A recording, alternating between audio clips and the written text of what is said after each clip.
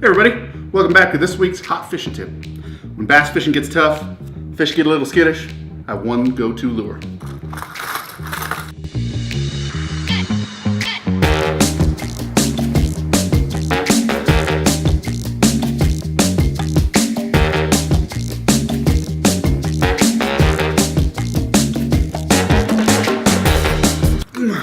Are you kidding? Oh, crap.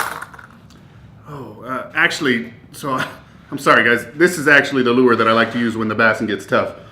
I guess I should be storing all of my stuff in the Gruv Launch Pads. And maybe that's the lesson for today. But really, I mean, this is where I like to go. The time's not up.